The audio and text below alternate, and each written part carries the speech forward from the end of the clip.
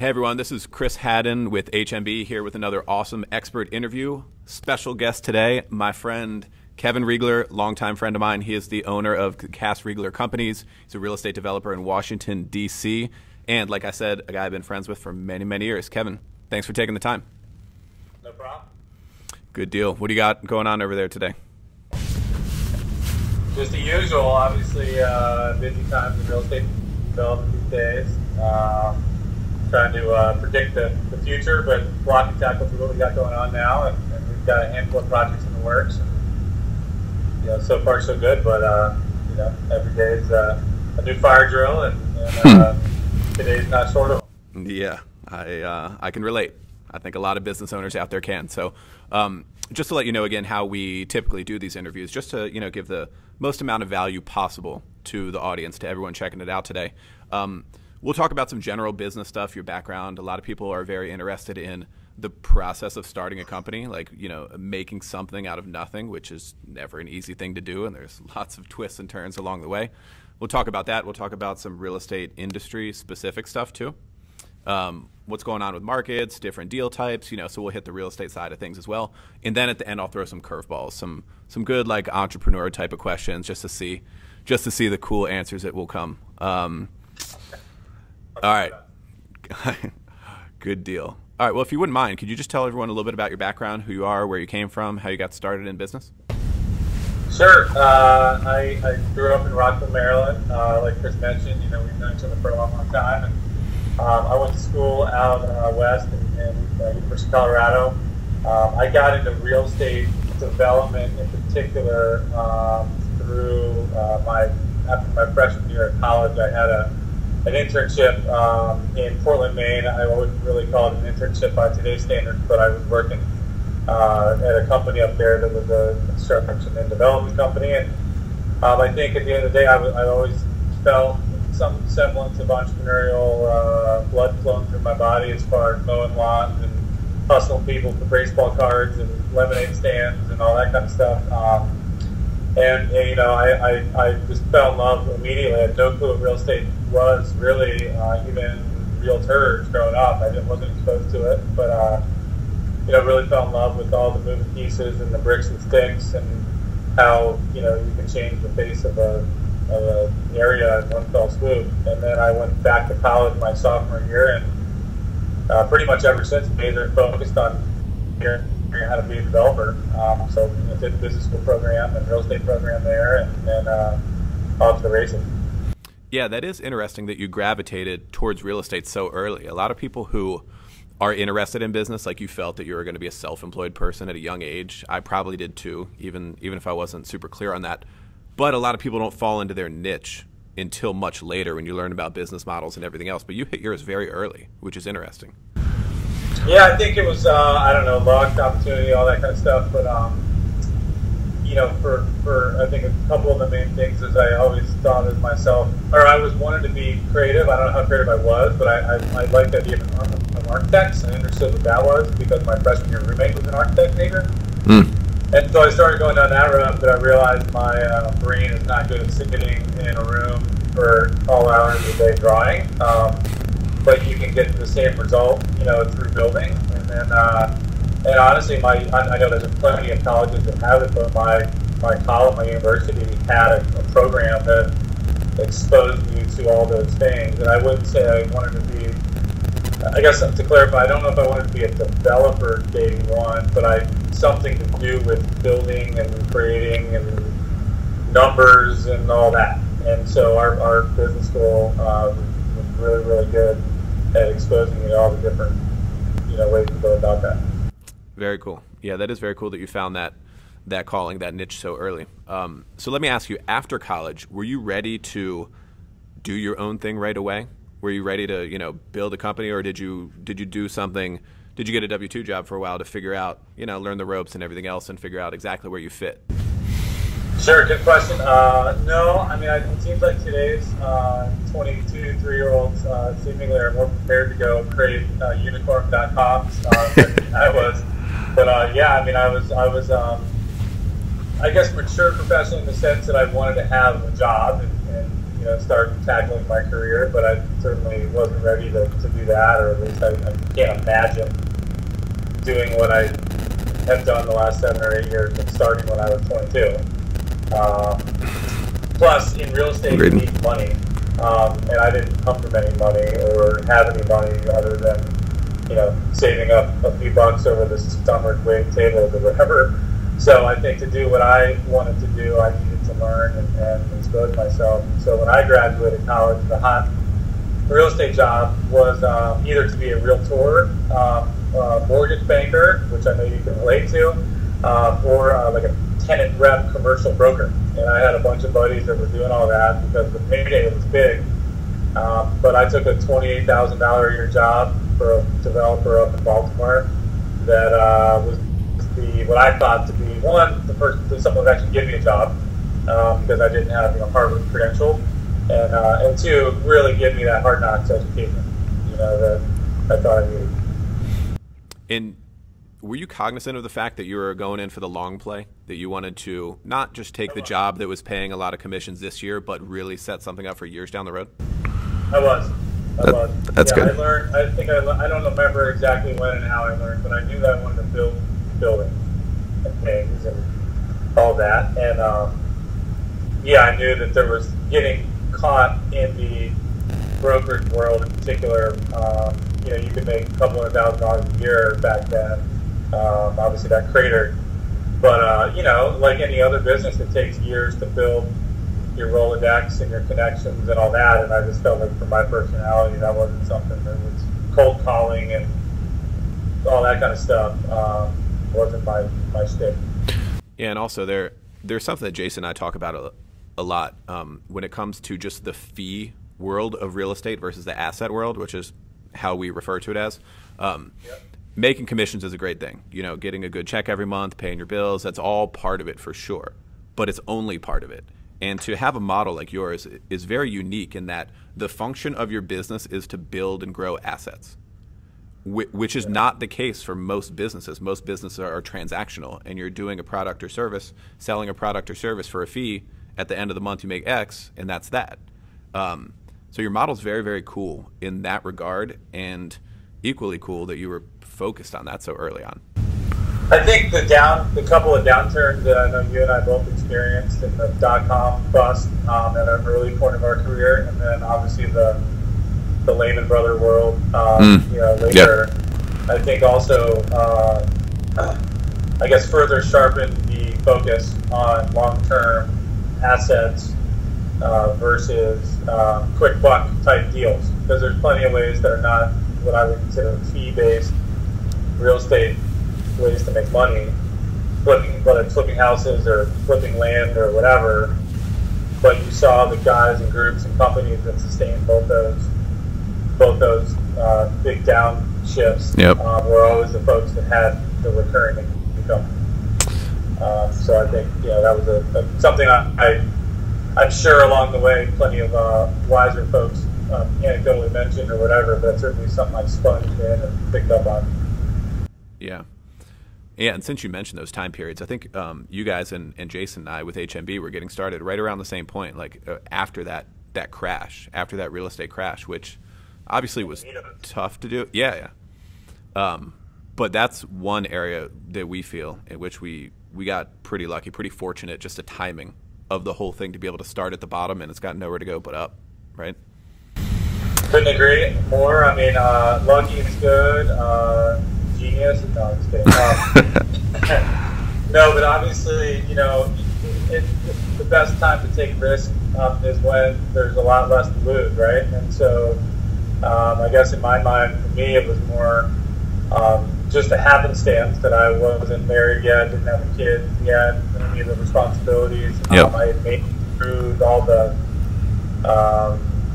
layoffs and whatnot in my company, and I still had a job, but it just felt like, yes, there was nowhere down to go, so this seems like the time to cannonball in, and your worst case is it doesn't work after a year, and you go back to finding a job, which I guess luckily in Washington, D.C. and all that, and especially back then, it was a reasonable assumption to make that you can figure that out.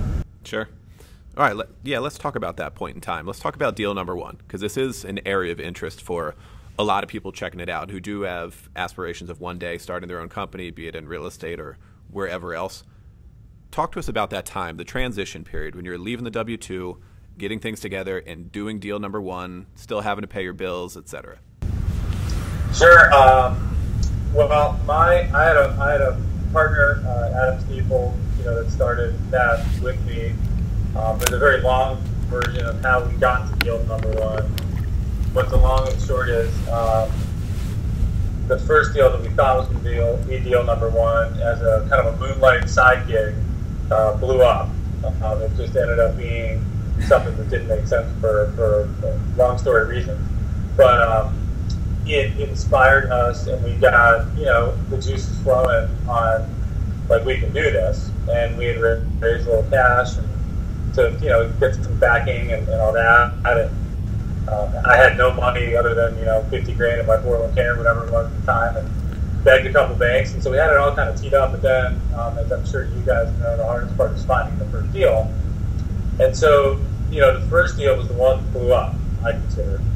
Then the second one was, committing to, let's try to find our side gig job. So it was a moonlighting thing to really start thinking, let's flip the house, let's do this. But I was working for a pretty sophisticated developer, and our first deal was, it was just on the market, with a couple of brokers, and it was a 7-unit condo project. But back then, no one was doing deals yet. I mean, there was no such thing as condo flipping and all that. I mean, it was really coming out of the troughs. But I knew from my development job, my day job, that the demand was there because the interest rates were so low, and there was plenty of people that wanted to buy houses, given there was no supply. And so we got the perfect first deal. Very limited risk. As far as the moving pieces, compared to a big complicated something or other that we knew how to do, and begged the bank, begged some investors, signed our life away, and cannonball in, bought QuickBooks at Staples, sold my second bedroom furniture, put an IKEA desk in there, and see what happens. Yeah. So luckily, 6 to 8 months later, whatever it was, I would have all these secret I had a lot of doctor's appointments that year because I would tell my boss that I had to go to the doctor to go check on the projects and we luckily sold out, and the thesis was right, and then we made a commitment to ourselves that let's find one more, but if we can find one more, let's kind of quit the day jobs and give it a go. So that's what we did. So you did quit the salary job after deal number two? After deal number one, well, yes.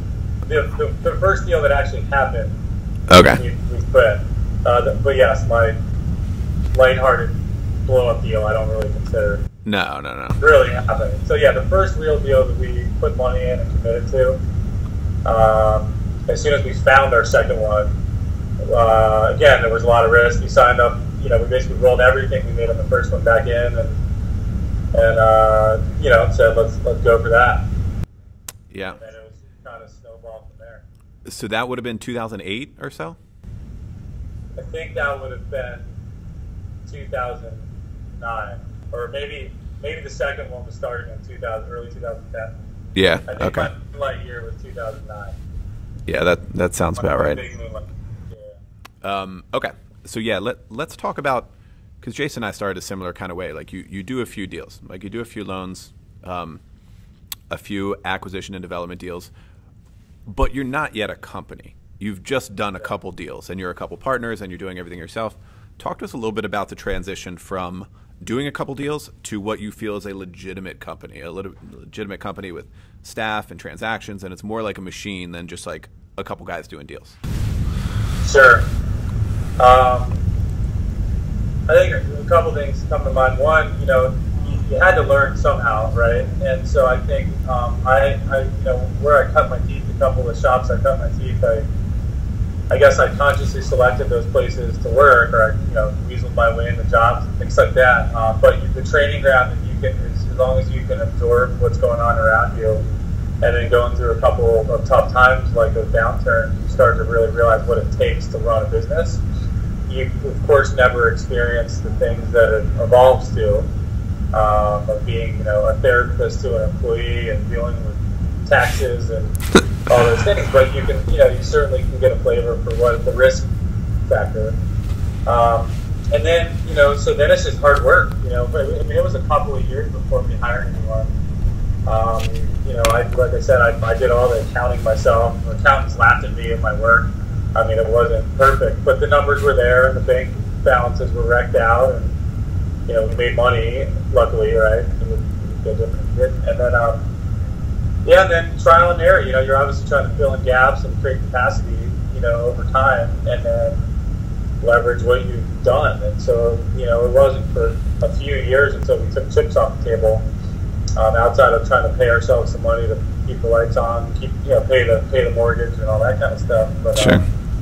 100-hour weeks, just a lot of work for a while, and then you got to find the right people. And we've certainly made our mistakes over the years of hires and all that. But the first hire that we made still works for us, and she's great, a partner.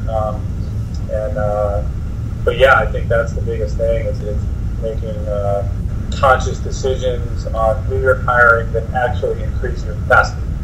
Oh, totally. Yeah, your team members are crucial. Yeah. Like an administrative person should be like almost, you can solve that pretty easily, but someone who's really going to increase your skill sets and all that kind of stuff. So. For sure. So from there, yeah, and then in development business, it's kind of the applying the fee. You get fees when you're building, reasonable sized projects. And so that's how you build a business. And so we were consciously just choosing deals that we felt like checked both the asset box that you mentioned and the fee box.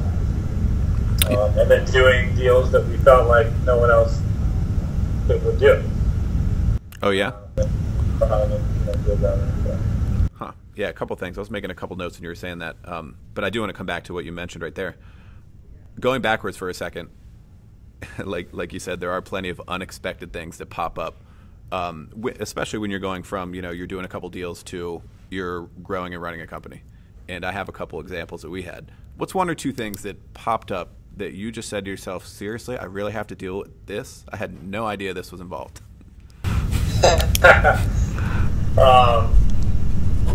I think for me, I'm sure it depends upon the skill set that a business owner is coming into the business with.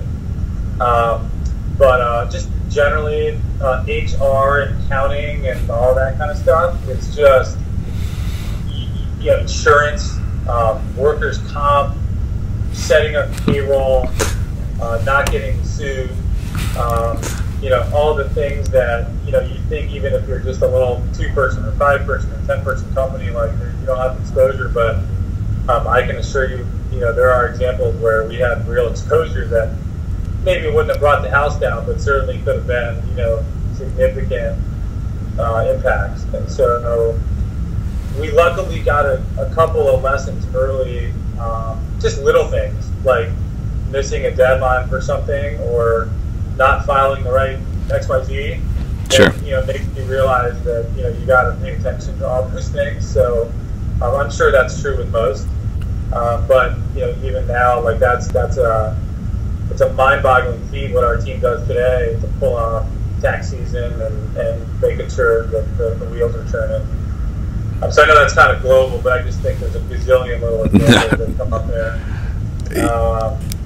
Yeah, and, no. I don't want to pick on like specific personnel issues, but there's just been a myriad of like emotions, right? Because everyone, especially in a small business, there's a lot of people that are relying on you, and you're relying on them, and they're likely taking a little more risk than they would be at a bigger company, and all the various things. So I think everyone, the right people, get a lot of passion and emotion behind that, and it causes a lot of drama too. And so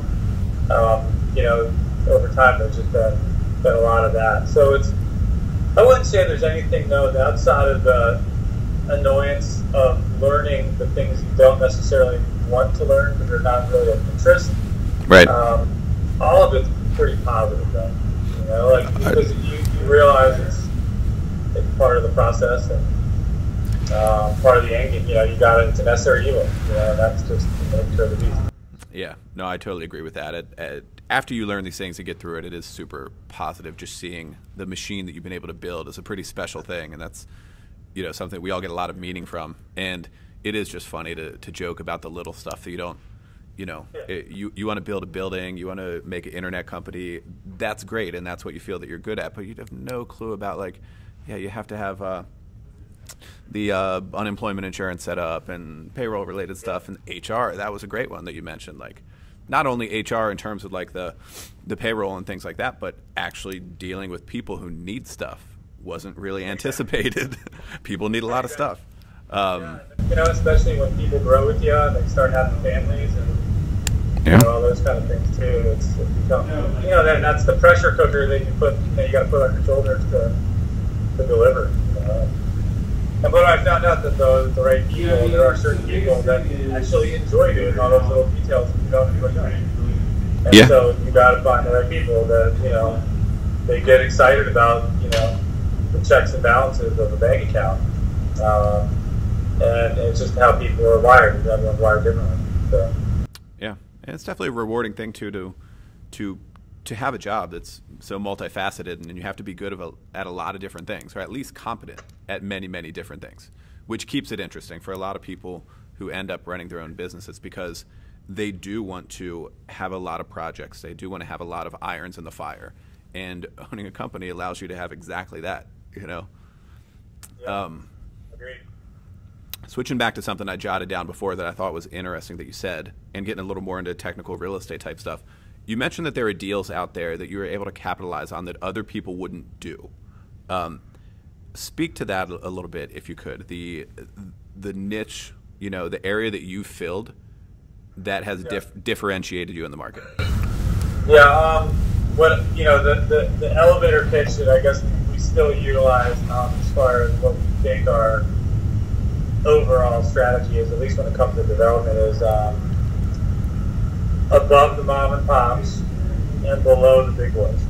And so that definition is somewhat of a moving target depending upon when I was in, you know, the first deal versus the deal now. But I think there's always a slot where, no offense to a mom and pop shop, but oftentimes when, like, let's just use someone who's flipping their first house versus converting a 7-unit apartment building to condo, and understanding how to protect yourself on the back-end warranty, understanding how to set up condo docs and subdivisions, and all the things that we did from larger development deals. So when you came, you know, I came from a background of the big boy development with a lot of sophistication and historic approvals and zoning approvals and environmental contamination, and all those things came second nature to me from they're just part of every deal. But when you get into the smaller scale, especially the early ones, there's plenty of deals that don't have that. So we would try to find the deals that had the real estate fundamental, but had some hairy stuff associated with them that spooked the mom and pop kind of world away. And then we saw an opportunity to, you know, to get something out of it. So every deal pretty much that we've ever done, there's been, I have to count now. There's always some angle that even the deals we do today, which are larger scale, but there's always something that we understood better than someone else did, or we're able to understand the risk more clearly, underwrite it, and attack the deal based upon that. Wow, now that is interesting. So you had some skill sets from doing hairier stuff, from working for big boy developers, so you were able to apply to smaller deals that spooked other smaller developers away from those deals. Yeah, I mean, that's why house flipping, right, is so rampant. Back then it wasn't as much, but because it doesn't take, outside of really understanding the math and the cost and the market, right? Real estate, all real estate is not rocket science, right? So it's, you know, it's a pretty simple concept, no matter what scale you're doing it at. But then it's understanding how to deliver the asset, whether you're selling it or renting it or whatever, And most big larger scale development, it's really risky and it's got a lot of pitfalls. But now if you know what you're doing, you can navigate that and budget for that and schedule for that and know the right people and all those kind of things. So I think we just tried to do it that way and build a business. That's how we're able to build a business. And so that's why we never did a house flip. We looked at them early, but we just never did it because the competition was so much greater. Yeah, so you didn't have an angle. You didn't have an angle like you do in your business. Yeah. I mean, right. There's obviously nuances. You kind of realize, and I'm not discounting that the special scale house flipping is, there is an angle. Like you're often, whether it's efficient capital or being able to move quicker with folks like yourself or whatever the case may be. Like, I'm not saying there's not an angle, but the risk profile is way, way more, and being able to be bankable, with lenders to support it, that's where the secret sauce is. And not that we're only with doing it, but that's what it takes to differentiate it. Yeah, no, totally. I mean, the house flipper's a different game. I mean, they win on the volume guys anyway. They win on, in essence, marketing because they get lower buy prices. Make your money when you buy. In the residential world, and then also just in straight execution, which applies to everything, for sure. Like you said, you understand the model, you understand the numbers, you understand the product. You're not inventing some new technology. It's just real estate. But the execution is everything. Execution is huge. That's a good word that we haven't talked about yet, for sure. That's what it's all about. And we've seen it firsthand. We've done deals right next to other developers, literally. And we're like done and sold out or leased up or whatever, and they're still halfway through construction and we have the same plot. And some of that's hard work, but a lot of that is just really understanding how to navigate the system. Oh yeah. And the system's imperfect, so navigating is the perfect word for it. But, very true. I mean, we have a few hundred construction loans outstanding, and people do very different stuff with their properties. Very different stuff and very different time frames. Right? There's a lot of stakeholders you gotta manage, and neighbors and politics and approvals and lenders and investors and all that. I mean, it makes it fun, but it's other pieces, and looking them all in the eye and doing what you say you're gonna do. For sure. Yeah, let's stay with that topic for a minute. You personally, as a developer, as a business operator, what do you think are one or two of your strengths that make you good at what you do? I think probably first and foremost is understanding people, or or at least, and I'm not saying in some sort of academic way, but I mean being able to relate to a broad spectrum, and that gets obviously there are certainly plenty of developers that are not liked, but we certainly strive to be respected, and that goes obviously a long way with trust and relationship building that you need. I mean, there's probably on any one of our projects, there's easily 50 people, not including neighbors, that are involved in executing the project. Every engineer, every permit reviewer, every TEPCO person. I mean, everyone you can possibly think of. So understanding how to communicate and not BSing them, and actually telling the truth and doing what you're going to say, but understanding the empathetic side of it, I think is probably the number one skill set. And then it dovetails into understanding what product to deliver, right? Because if you don't think through what people want, you don't know what to build. And so, understanding the people side of that, and it obviously varies depending upon your product type, and renters versus buyers, and millennials versus baby boomers, and all that stuff. So I think people underestimate the people side of real estate. I didn't expect you were going to say that. I have to say, I didn't think you were going to go in that direction. But that's a very, very cool answer, especially coming from a real estate developer, having the focus on all the various people involved in a transaction like that, and actually taking the time to touch people, form relationships. Like that was a surprise. That was a good one. Yeah, steamrolling doesn't really work, at least in urban development. I'm sure if you're doing a farm field somewhere, it's a little easier. Yeah. And then the second, I think, is just appetite for risk, pain, fire drills, punches in the gut, I mean, just being able to really sustain, because even though you try to relate to other people and all that kind of stuff, something inevitably goes wrong. And then so it's being able to manage that both emotionally and literally, you know. And so I think this isn't a business for the faint of heart. And I think everyone thinks real estate development is you know, the glory of delivering a beautiful house or building or whatever, restaurant, etc.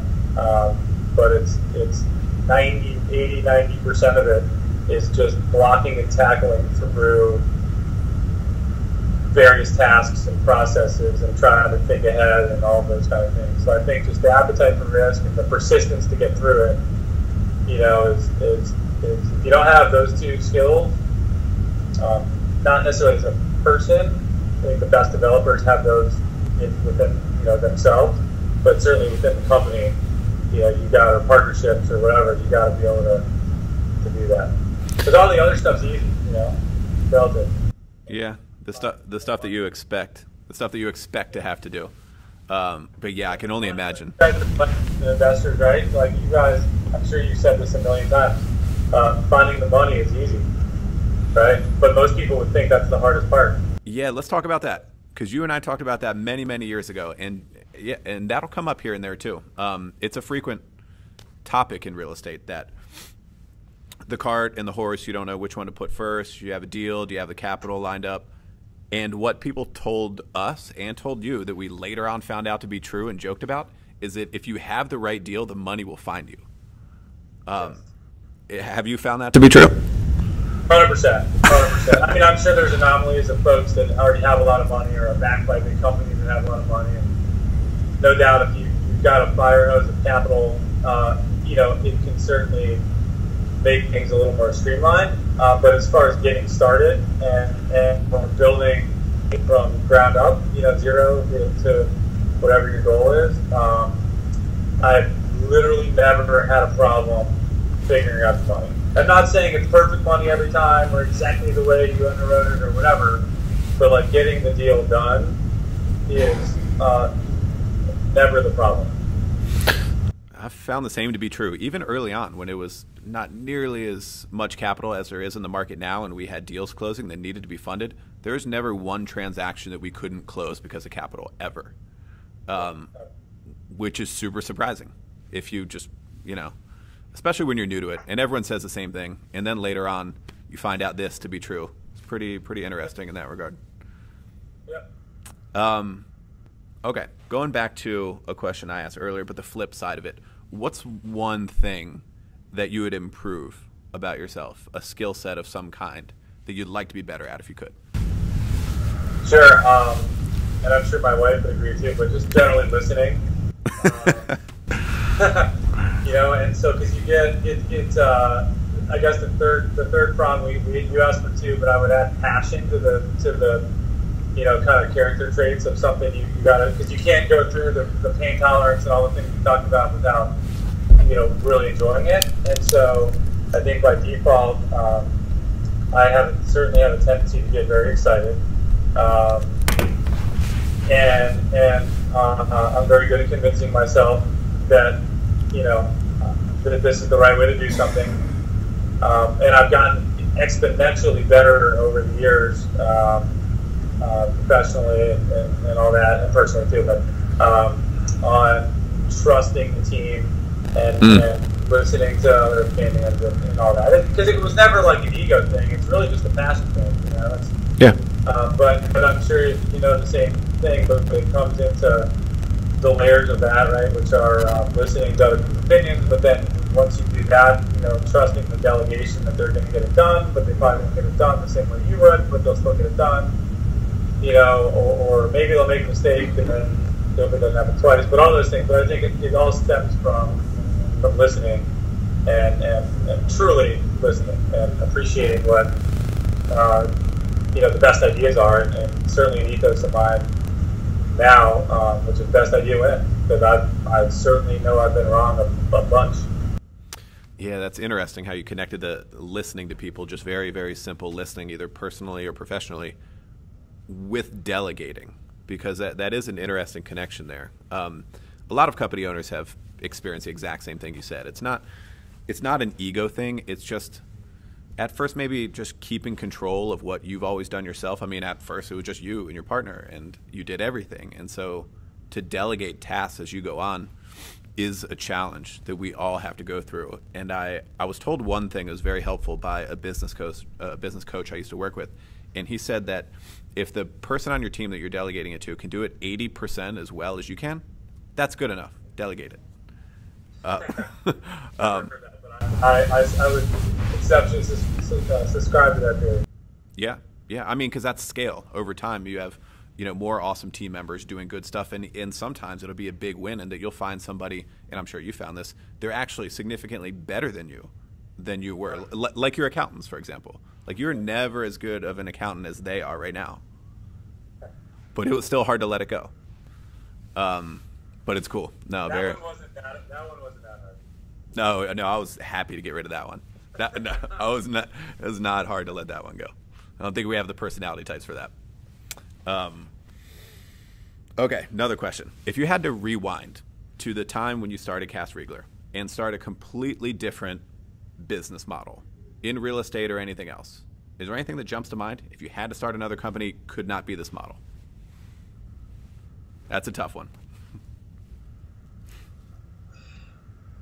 I don't think so, because it's all a process. I mean, we're pretty young, right? And I just think it's a process. And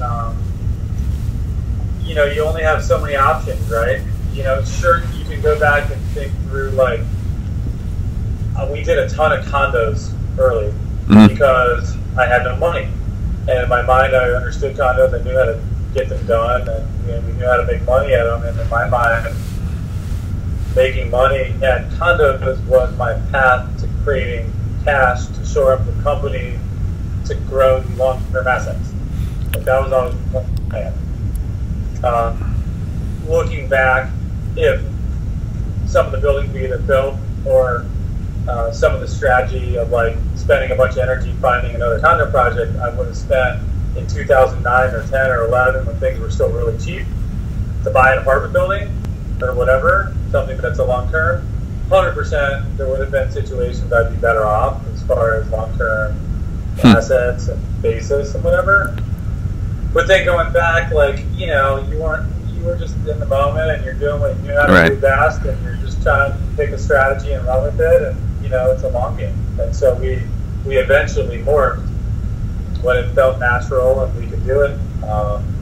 But I wouldn't change that per se. But no doubt, you think about, like, the kind of, oh man, I missed that one. But you can drive around any city, I'm sure, and say, like, man, if I only bought that building 20 years ago, sure, it'd be double, whatever. So no regrets, but that would be, strategy-wise. But outside of that, it's just a process. I'm not a rear-view mirror type person. So tons of mistakes, but nothing that I would change. Very good stuff. I'm going to clarify that real quick. A lot of our audience, a lot of the people watching are real estate people, but a lot of them are not, are just, business people looking to check out a company owner's story. So just to clarify that real quick, what Kevin meant was he was talking about apartments versus condos. So a condo is something you're going to build and sell. It's like a flip. It's like something you're selling for profit this year. An apartment building is something that you hold and own and rent out long term. So we've touched on that a couple times during this interview. The difference between the fee world of real estate and the asset world.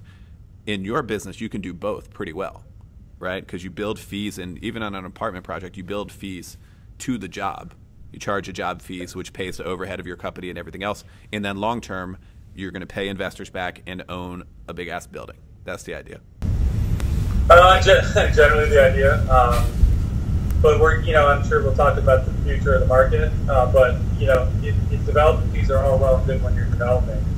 But I think, as we saw by last couple of downturns, there has to be a correction coming. I don't know whether it's next month or 5 years or whatever. But the development business itself is not sustainable. So, what do you mean by that? Because you're naturally going to be, unless you are an incredibly mature development company, but I would be willing to bet a lot of money that the ones that you guys, that anyone could Google in any city that you think they're a successful development company, the reason they've been around for 40 years is because they have property management or asset management or leasing or fee-based businesses that keep the lights on when development is not hot. Now, you're not got it getting rich and any of those kind of things necessarily off the fee income, but that's certainly a shift in where we're headed next is, the guard is up on development in the market and then trying to create a more sustainable long-term fee base through management and the like to sustain a longer runway. Okay, I see what you mean by sustainable now is that depending on where the market's going, sometimes you're developing and sometimes you have other aspects to your business, fee-based stuff, rental income, management. Okay, that's what you meant by sustainable. I get that. Let's keep going in that direction. What do you see today in the market in the next year or two? Today, at least, I guess we are not a national developer, so we're very much, students of our market, which is the DC general area, Virginia, DC, Maryland, etc. Things are generally overpriced. Things are really hard to make sense of for the most part, unless you have an angle or something unique. But those angles, I think, are fewer and far between. As far as the opportunities, you have to buy land or buy a building to create, the asset, and sellers are still, I think, caught up in the glory of the last 7 or 8 years, and it's only going up or whatever, right? And so I believe we've hit a general peak. I know the Dow keeps going up and all that, but at least from real estate, what you can support in real estate values in this area, and I believe in most major markets across the country, it's hard to make sense of things. And construction costs, I don't know at all the various levels of construction, but at our scale and larger, they're just mind-bogglingly through the roof, and it involves the supply and demand. So it's certainly a contractor's market at the moment. So and then interest rates and all that obviously play a factor in all that inflation question, crystal ball stuff. But big picture, I think the supply and demand fundamentals, whether you're buying or renting or whatever, are relatively sound. I don't think doesn't seem like a big crash is coming, but we've had quite a party for 7 or 8 years here, not just in real estate, right? In all businesses, and so I just guards up, and of course this is the first time in my life where I've got something to lose, the company and the people relying on the company and all that. So you want to protect it and try to have some foresight. But it's hard to anyone who thinks they know 5 years out, I mean, they're BS and they don't know. So our plan is just to block and tackle what we have, kind of not screw up what we're doing. We have things in construction right now, and then look out for opportunities. But I think the real opportunities in real estate, they might be preparing for 5 years from now. Kind of getting through this, and then waiting for a couple balls to drop or something like that. No, I totally agree. We talk about something similar in that we're not, waiting for the other shoe to drop so much. I don't think there's an impending crash that's going to completely change everything. In other words, I don't think it's going to be 2006 and 7. I don't think it's going to be like that. I agree that it's cooled a bit and leveled off, which is fine. And at some point, it'll start moving in the other direction. Hold on. Sorry, I have technical difficulties. Okay. No, that's okay. There we are. No problem. We'll snip that out. All right. All good. Yeah, we'll wrap it up here in a second. But, yeah, just to finish that. Yeah. No, just to finish that thought, we're looking at the same stuff, and we've tightened up on underwriting and the loan portfolio in the past, year or two, which we believe to be ahead of it. And we might even be sacrificing some volume in order to do that, but it's going to be better long term, I think capital is going to flow out of the market at some point. There's just so much money in the real estate world now, capital wise, and it's not always going to be that way. And to keep a tight portfolio, play it smart, same thing. Whenever something does happen, there's going to be opportunity, Buffett style, buy on the way down, right? Yeah. So we're going to be looking out for that as well. And I like to hear that, because a lot of people in our space, a lot of people in real estate in general, just play the volume game. We got to do more, we got to do more, we got to do more. And I think it's short-sighted, and I think that those are the people who don't necessarily win long term. Yeah. So, about long term, tell us what you see down the road. Not predicting the future, no crystal ball type stuff, but ideally what you want when you see, okay, the kids are off to college and you and your wife are hanging out and you got more of a lifestyle business going on. Tell us what that looks like for you. Of course, anyone who works this it gets hard, takes this much risk. You have your dreams about all that. Honestly, right now with I got 3 kids under 5, and everything's just so focused on getting through that window, and pinching yourself and realizing that all the work paid off, at least knock on wood, that you can comfortably do that. But all in, I think it's all about having fun. And so for me, what I really would like to do is the folks that work with me here, I want to really grow with them so that they can take a more ownership and partnership position and really build out the company that way. I also think that real estate is changing, and there's different ways to leverage that. Keep that back to the whole people idea, but looking at like what WeWork and the like is doing to kind of revolutionize the way people operate and work, look at buildings. I think there's an evolution of that, and not just office, any sector there. So I think what we're really going to do over the next few years is start branching out beyond what we know so well, and becoming students to learn about what those opportunities are, and try to pick a path that way. But yeah, like everyone else, I'm sure happy, healthy kids, see the world, all those fun things, play some golf, etc. But and in our company culture, and I think similar to yours, it's certainly work hard, play hard. We're not as it should be. As it should be. Exactly. So that's it's fun to be able to talk about stuff like that. But I think there's plenty of hard work ahead, and I guess it's hard for me to think too far down the road there. That's a very PC answer. I do appreciate that. I'm just kidding. I'm just messing with you. Good stuff. Well, no, I definitely appreciate you taking the time. I have enjoyed seeing what you've been able to build. Looking forward to seeing more of that in the future. Very cool stuff you guys have going on over there. And again, thank you again for being with us. Kevin Riegler from Cas Riegler Companies. Can you let people know how they can contact you or find your company, see what you're up to, anything like that? Sure. And thanks, Chris, for having me. It was a fun chat. It's just Kevin Riegler, and the website is www.casriegler.com. All of our contact info is on there, including my email address. So feel free to reach out, and look forward to hearing from people. Good stuff.